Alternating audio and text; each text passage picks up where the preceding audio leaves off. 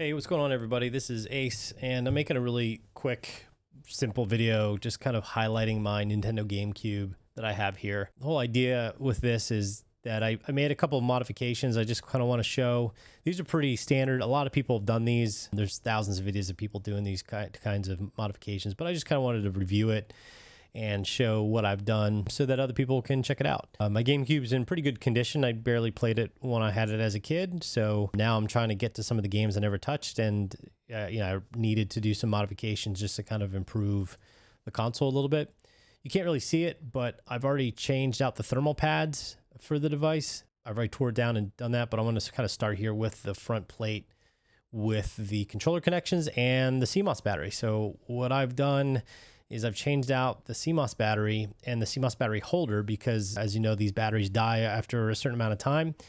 And I wanted to go ahead and put something in there that will future-proof the device a little bit. As I turn this over, you can kind of see the board, the motherboard here for the pieces, along with the cable that goes to the rest of the device. There's two screws there that pop off that board, and then what you can do is get in there and you can actually remove the old battery, and then you can solder in a battery holder, which allows you to replace the battery at your convenience whenever you want to do it. And that's really it. And you can see these two little solder points. All you really need to do is just solder these. You need a soldering iron that goes up to at least 400. I think the recommended temperature is like 500.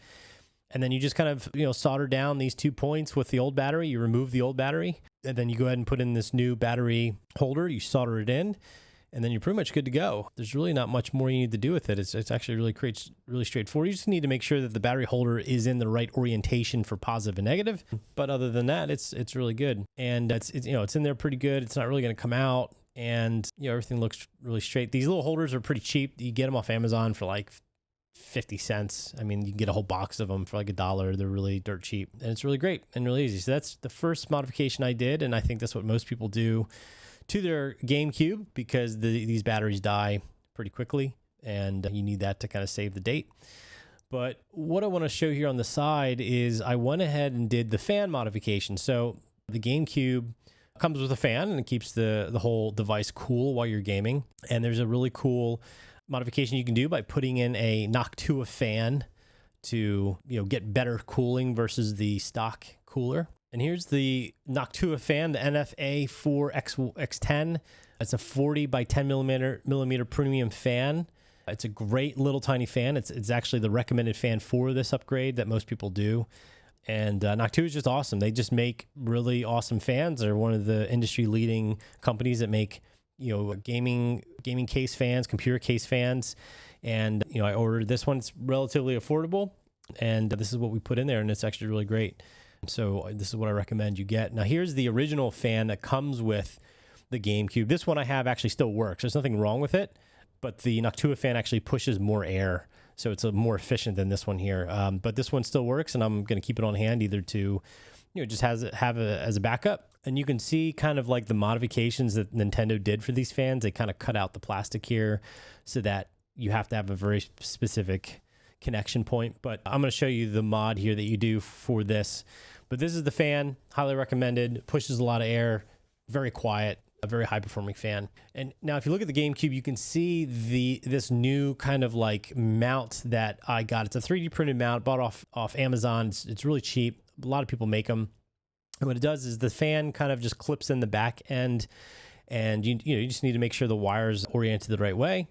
And there's an adapter here. I'm going to pull the adapter out so you can see what it is, but it's just a little tiny cable that you have to buy that takes that 2-pin on the GameCube and converts it to a 3-pin so that the fan can connect and work. And I'm obviously having issues getting this out. Here we go. And you can kind of see the adapter there, and that's really it. The adapter is really cheap off Amazon or off eBay, wherever you want to get it.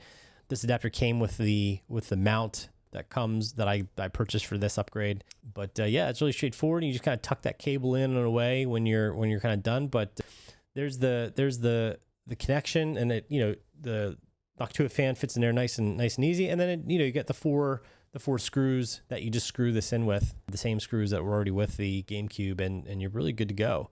And this little Noctua fan pushes a lot of air through the GameCube because it's cool and is a little bit more efficient than the stock fan that comes with the GameCube. So, super happy about the way this looks and about the performance. If you want to be super fancy with it, you can put sensors in there and check the airflow and check the temperatures if you really wanted to go that far, but that takes a lot of effort and a lot of modifications. So it really comes down to what you want to do. But yeah, that's really it. That's everything I did. The front panel with the CMOS battery, the rest of the console's in really great condition.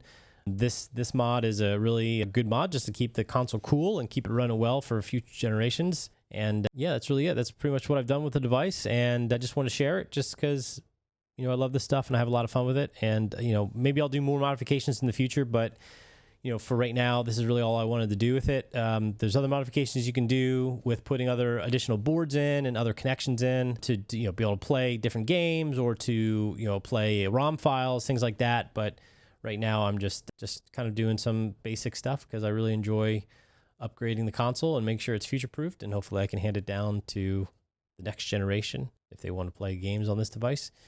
And there is a mod that I am looking forward to. There's a little connection you can put into underneath here, and it actually lets you attach a hard drive or a solid-state drive, and an NVMe drive, something like that, and then you can load all the ROM files and let you play, and it has like an operating system. It does a lot of really cool stuff. So I looked into that. I forget what it's called, but that's something I might look into in the future. But yeah, that's it. That's really everything I want to do. So thanks for watching.